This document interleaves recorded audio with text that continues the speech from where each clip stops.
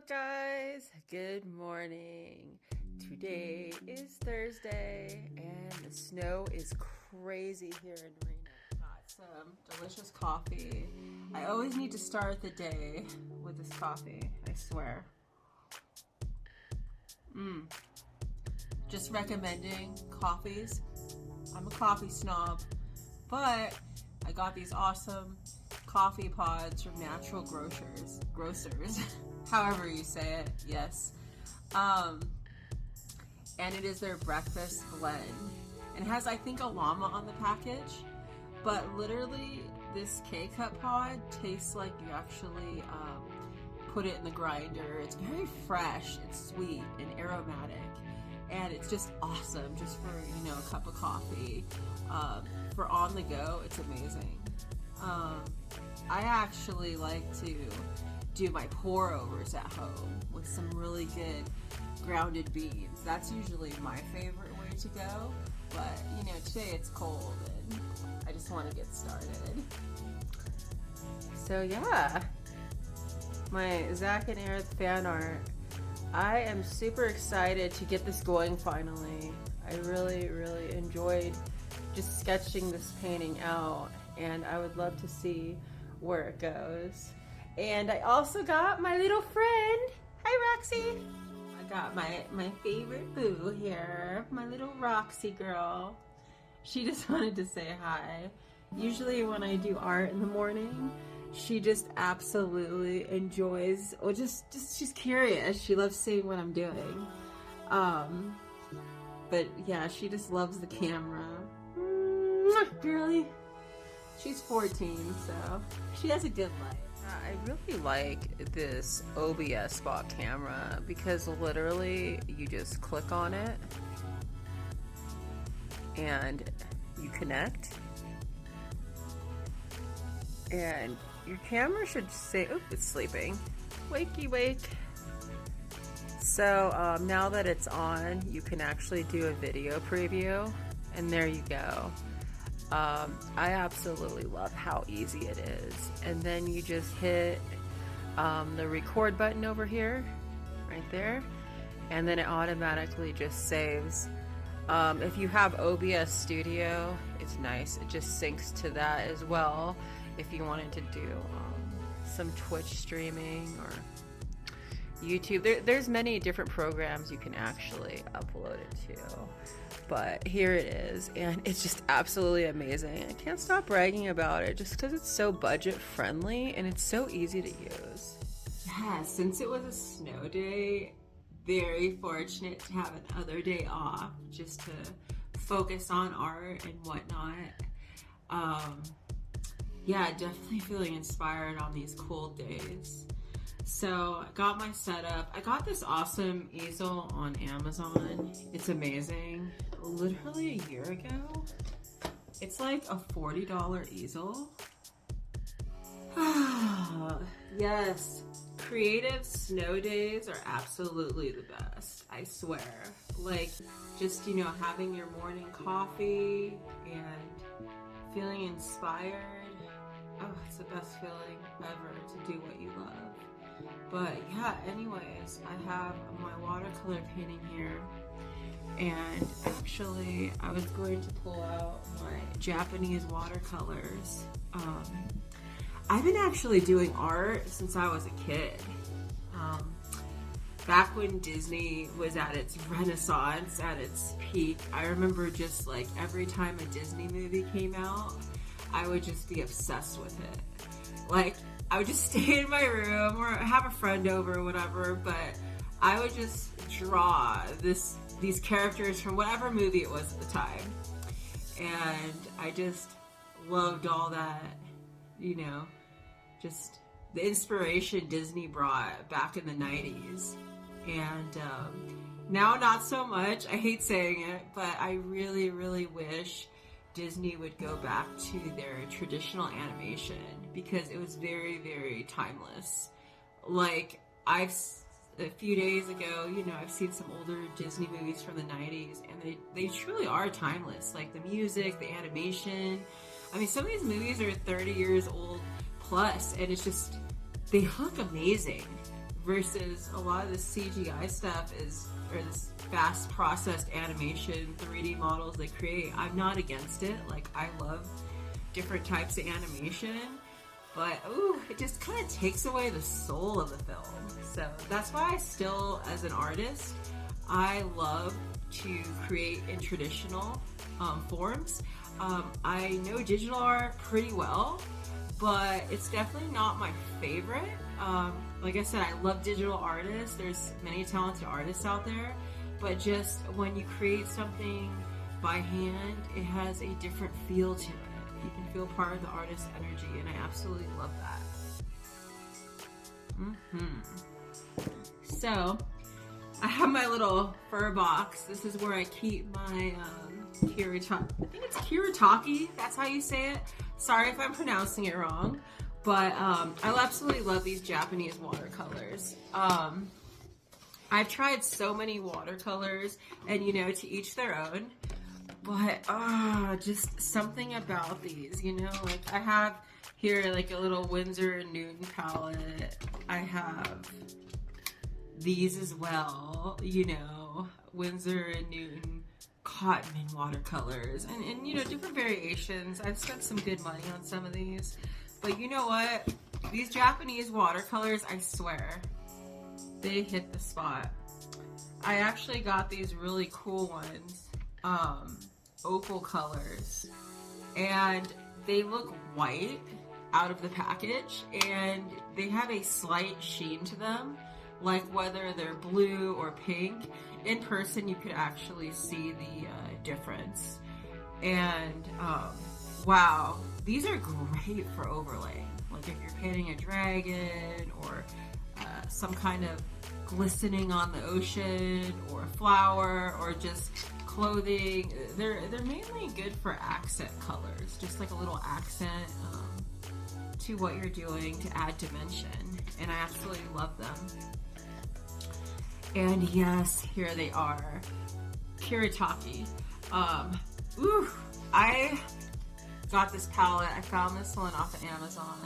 A lot of them range from the $30 plus. It just depends what sale you're getting. But oh my goodness, like these colors literally look like this when you put them on. They kind of have like a gouache feel, a little bit thicker, a little bit vibrant, but they are still considered, as it shows here, as a watercolor. But once you start, I swear you absolutely get hooked. And these are just the basics. I got this one at Michael's. This was a $50 palette, I think, with a coupon. But seriously, this is gonna get you going. I just love color. You know, I'm an artist. We love color. And I like to find palettes that are very themed. Like they have some palettes with forest colors. They have palettes with flesh tones. There's a gorgeous one with grays. I love grays and muted blues and very like neutral colors. They have like a neutral color palette with greens and blues that I'm obsessed with. I kind of need to get. One of my favorite palettes, I was showing one of my work friends a while back and I finally got it. This is stunning in person, in real life. It is the Art Nouveau one. So every color is just such a beautiful, like, muted matte tone.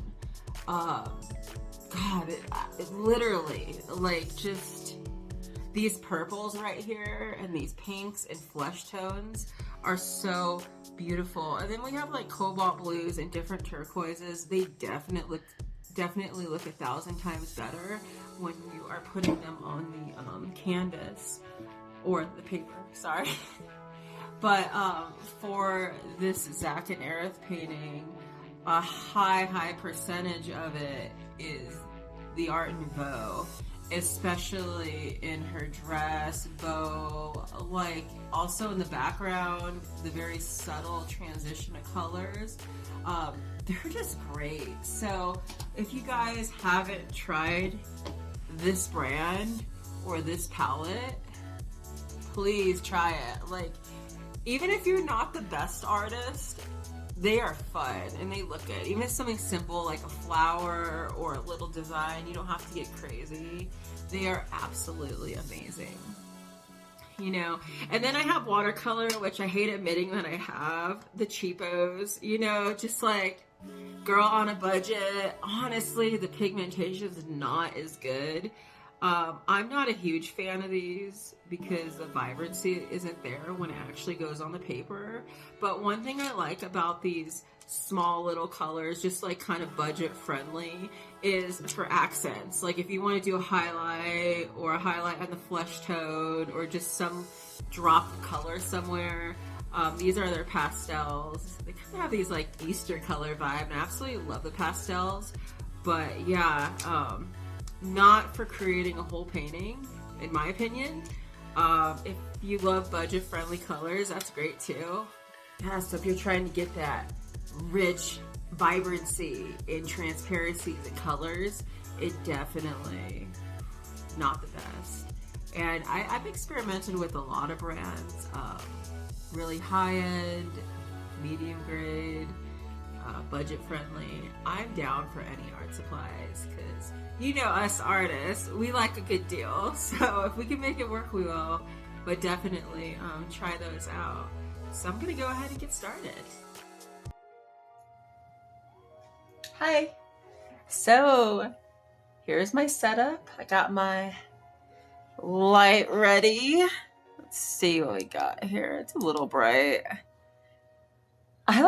This is the worst habit, but I'm just such a nocturnal creature and I love the nighttime. And I love painting where it's like a darker, like dimmer room with like mood lighting. That's why I like my like cherry blossom tree. This is like a little too bright for me, so, but it's for filming. I'm gonna go ahead and find a good temperature. I really like that warm lighting.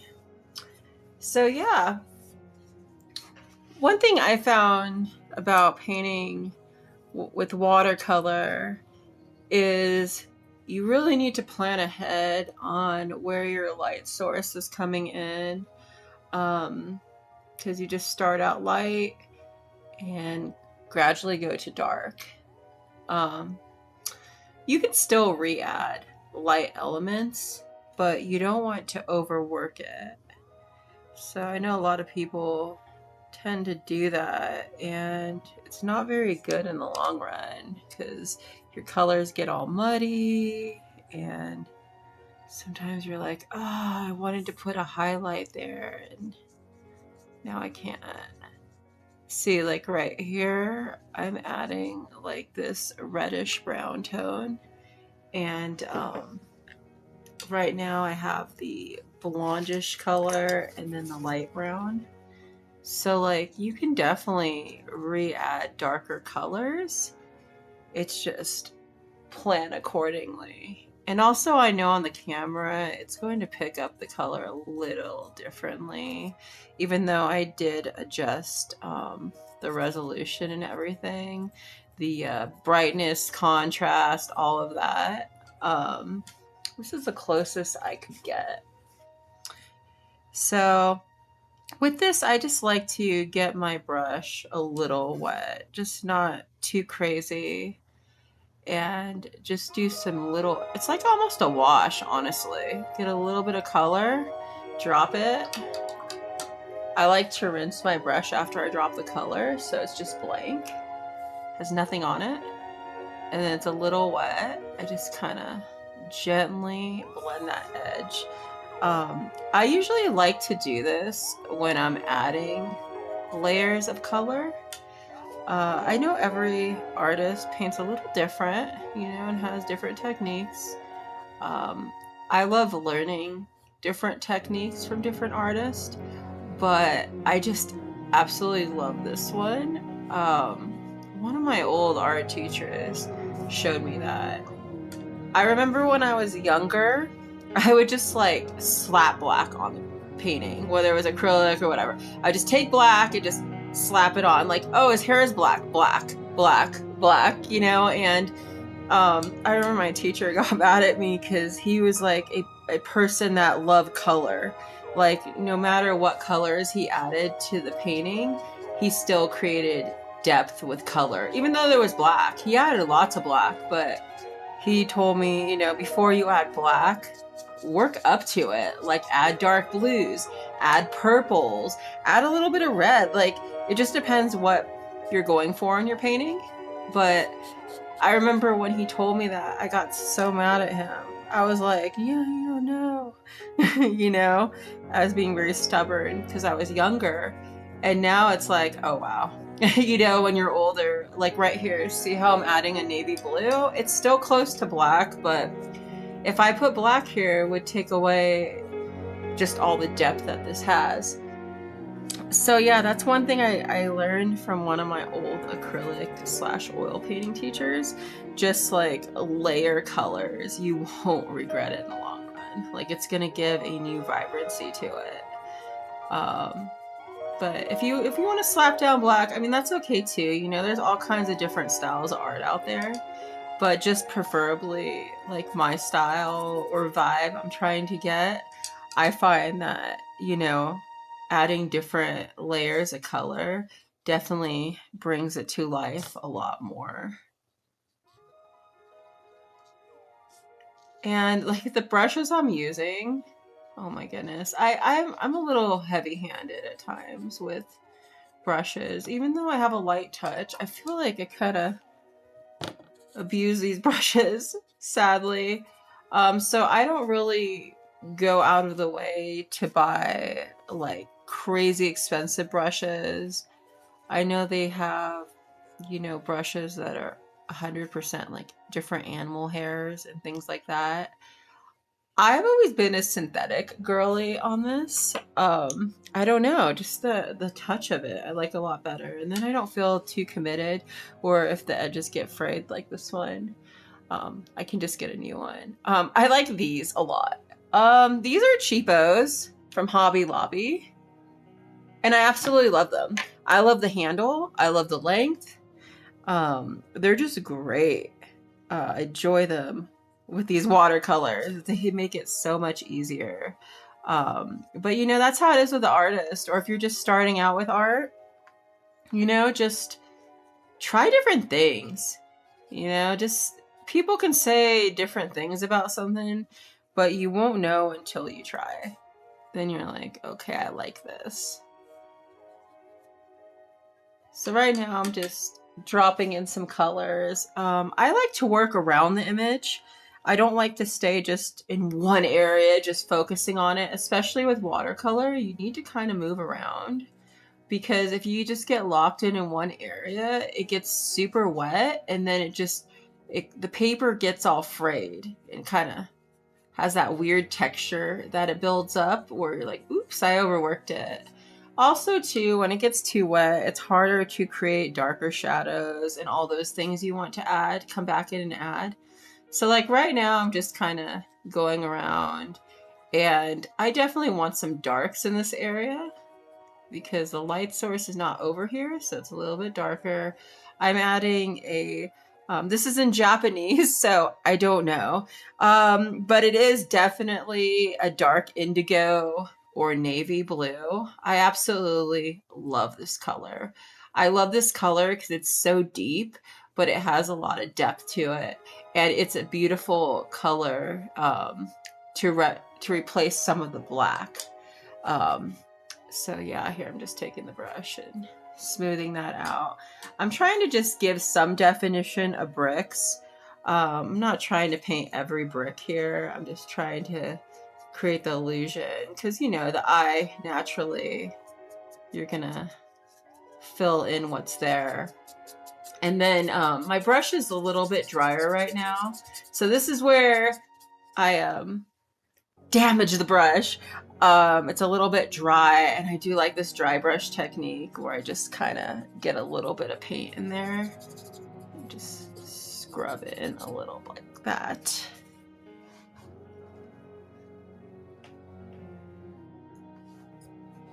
Here we go.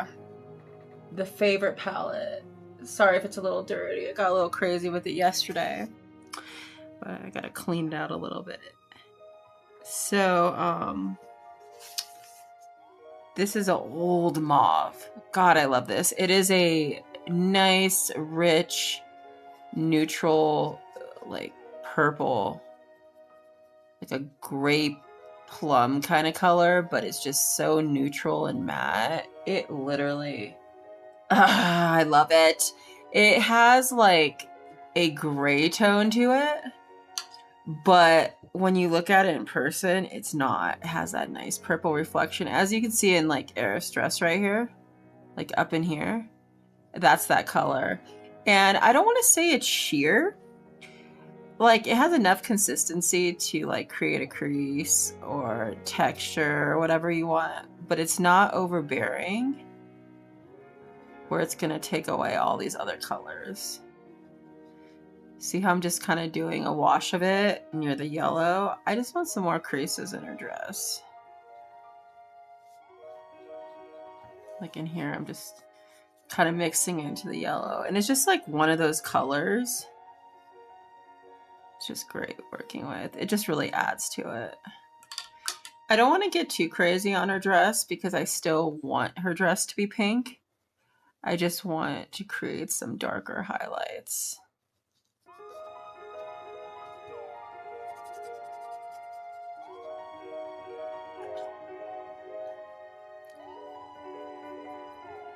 And then I have a red. It's more of a, it says it's a crimson, but it actually has a purple tone.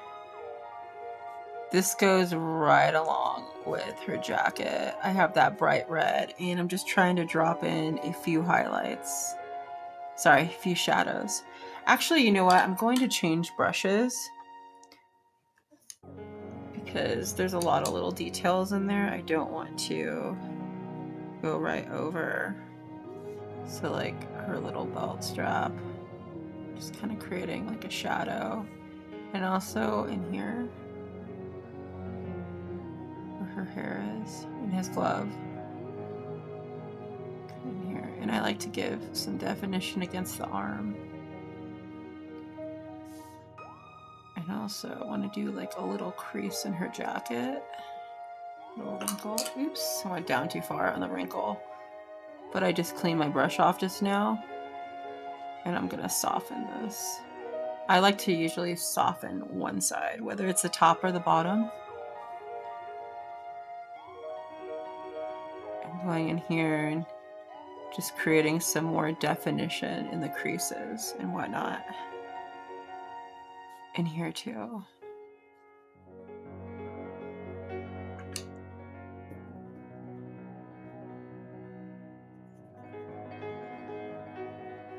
Let's see, pale aqua. I can't remember what this looked like. Oh, it's like a green.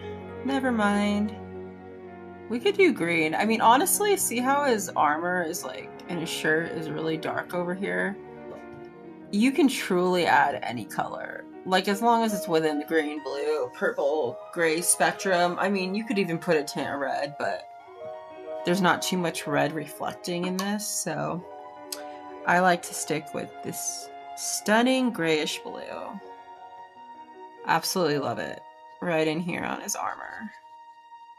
And I'm just gonna lay this down on one side of his armor. Right in here, there wasn't much definition going on. It was kind of flat. So here I am. I just dipped my brush in water to blend it. And then I want to keep that edge. So we're not going to blend that out too much.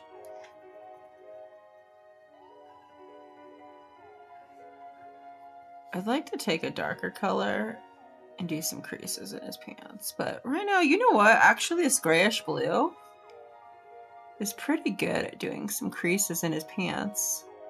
Just taking the very tip of this brush. It's a little wet where I can just kind of blend out. And actually, you know what? These creases in his pants don't look too bad.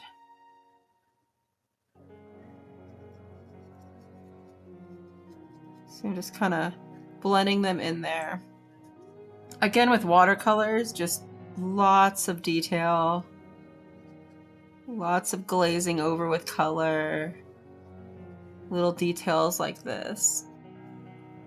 I remember when I was younger, I used to not want to do this, so I would outline all my stuff with like a micron pen, which looked good. It just kind of gave it a little more harsher look. But I remember that I was just like, oh man, I'm not gonna sit here and draw a line for everything. But nowadays it's like, okay, let's do this. Pretty chill.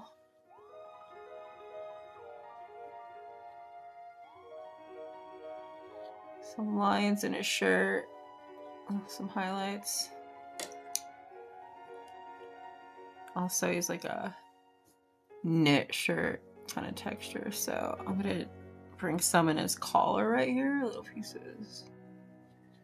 Turtleneck looking collar.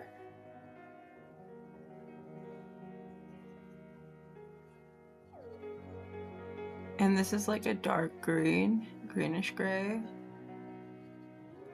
I'm just dropping some shadow and texture in his belt. And the brush is a little more wet, so I can kind of add that detail quick. So I'm just going horizontally, vertically. I'm just kind of scratching some texture in this. And as you can see, if you're in front of it, you can see that there's a green shade to it. But just the little things. Okay, I'm ready for a coffee break. Coffee number 2.